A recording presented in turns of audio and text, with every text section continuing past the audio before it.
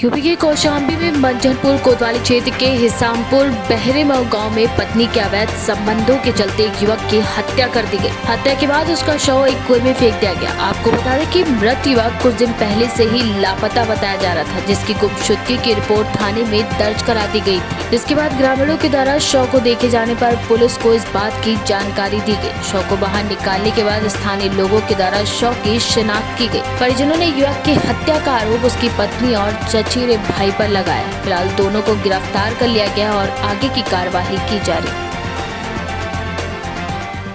पूरा मामला सर, थाना मंझनपुर क्षेत्र में एक कुएं में लाश मिली है व्यक्ति की, जो करीब 25 दिन से गायब था और उसमें छानबीन की गई तो पता चला है कि वो उसके चचेरे भाई और उसकी पत्नी में आपस में प्रेम संबंध था और उसी में उसकी हत्या करके कुएं में डाल दी गई थी।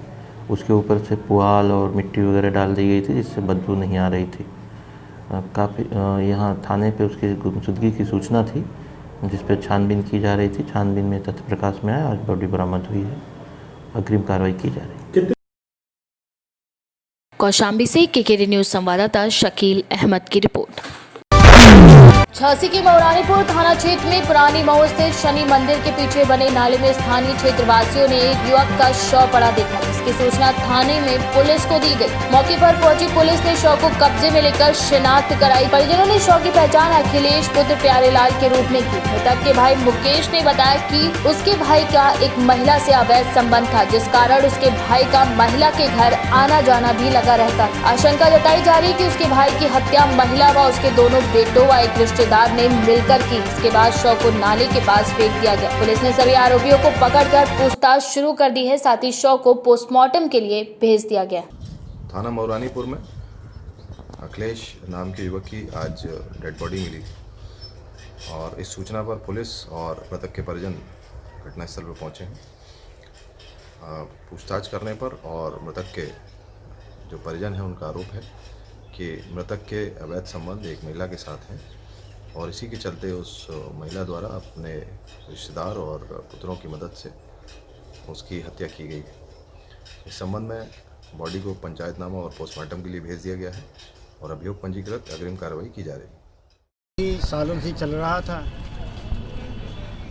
उनके यहाँ आना जाना था कि? हाँ, बहुत आना जाना था। रात रात भर वहीं रहता था, आया फिर वहाँ चला गया, मतलब ये रहता था और जो कमाता था सब उसी को देता था। घर पे मतलब कोई लेन देन का कोई सिस्टम नहीं कर किया। आपने आया खाया चला गया, वहीं पूरी रात निकाल दी। आपके भाई के कितने बच्चे थे? उसकी शादी नहीं हुई थी। शादी नहीं हुई थी। मुकेश, मोहल्ला पुरानी मऊ के हम निवासी हैं, मऊरानीपुर। हमारे भाई का मर्डर कर दिया गया है। उसका एक पुरानी मऊ शिवगंज की महिला के साथ संबंध थे। इसी कारण उनके बच्चों उस महिला ने मिलकर मेरे भाई को मारा और नाले पे लाश डाल दी। सुबह जानकारी लगी हम लोगों को तो यहाँ ऐसे आए। आप मृतक के कौन हैं? हम मृतक के भाई हैं। भाई।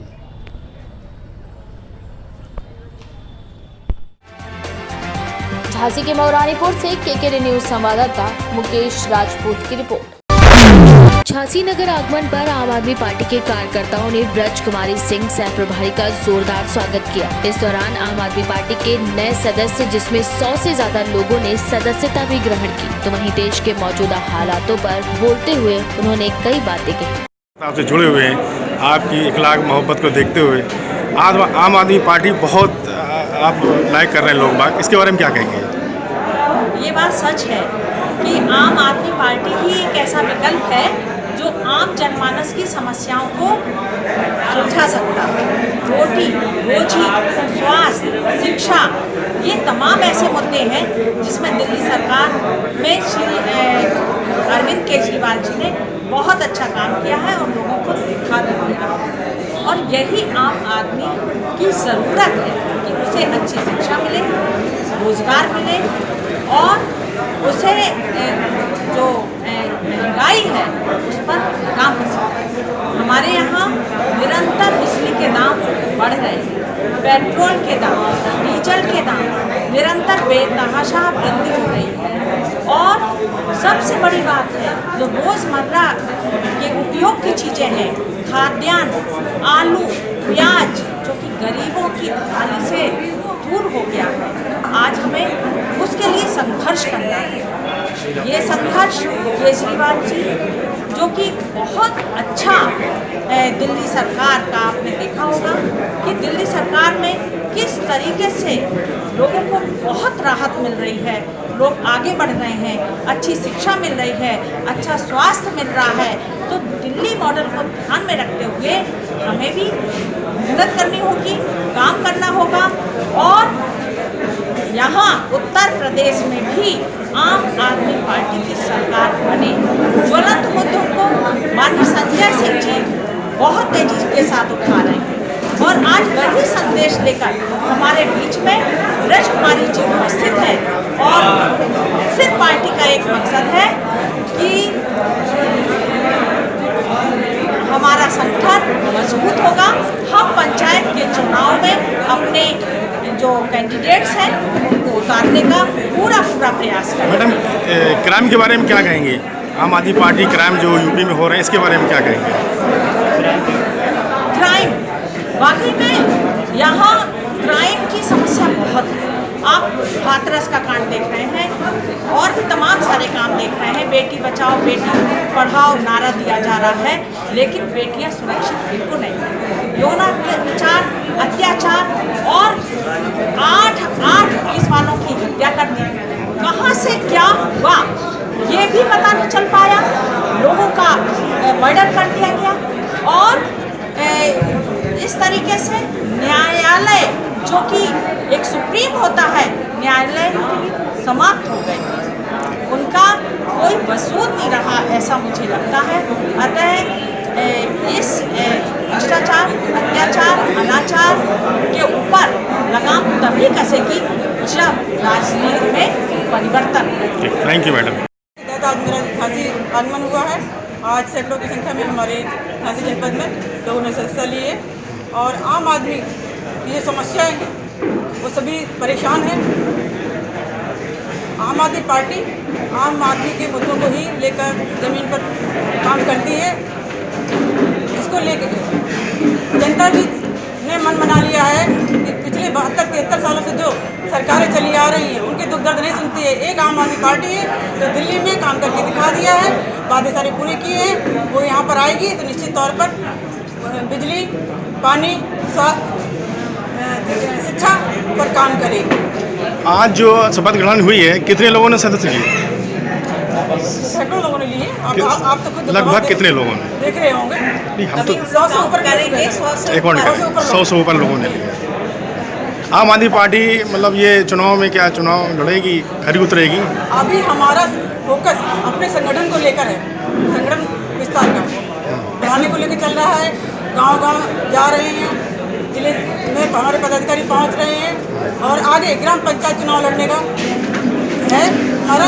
इसके तहत हम पहले अपने संगठन को ध्यान दे रहे हैं, संगठन बना रहे हैं। जब हमारा संगठन मजबूत होगा तो निश्चित तौर पर आने वाले चुनावों में आम आदमी पार्टी उतरेगी। ठीक, थैंक यू। झांसी से केकेडी न्यूज संवाददाता वासु हसन की रिपोर्ट। बुलंदशहर में बेखौफ सरकारी राशन चावल का काला कारोबार इन दिनों जोरों पर चल रहा है, जो कि अवैध रूप से रिक्शा में चावल लादकर काले कारनामों को अंजाम देने वाले लोग सरकारी राशन इमलिया स्थित मोहित नामक व्यक्ति की मिल में पहुंचाते हैं। अब सवाल ये उठता है कि आखिर कब तक गरीबों के हक पर इन भ्रष्ट लोगों का काला कारोबार यूं ही चलता रहेगा और अधिकारी कब इस मामले को संज्ञान में लेंगे। क्या जा रहा है इसमें? क्या जा रहा है इसमें? किसका जा रहा है चावल? है इमलिया जा रहा है चावल? किसका? मोहित का। क्या नाम है तुम्हारा? जावेद भाई, जो माल आ रहा है अवैध तरीके से, किसका माल आ रहा है? जो राशन का माल लेकर आ चावल कहाँ से लेकर? जो माल आ रहा है ये मूल मतलब मूल भी एक के जामे हैं। इसका मूल भी एक के नहीं जाते हैं। मूल भी एक का जब इकट्ठा हो जाए 8वें दिन 10वें दिन ट्ररी भर के भेजते हैं। अब ये किसका है? ये अब तो मालिक आ रहा है जिनने इकट्ठा करवाया। कहाँ से लेकर आए हो तुम? धमेड़ अड्डे पे से लेकर आया हूँ। कहाँ लेके जा रहे हो? ये एक जगह का ना, एक कट्टा सबका है इसमें। एक एक कट्टा जैसे मूल में भी एक जाती है, एक एक कट्टा कहाँ जा रहा है? ये बिकने जा रहा है इंगे गोदाम है, उसमें गोदाम वाले ले हुए मूल। मोहित? हाँ, मोहित नाम दिखे मेरे ख्याल में। बुलंदशहर से केकेडी न्यूज संवाददाता कदीम खान की रिपोर्ट।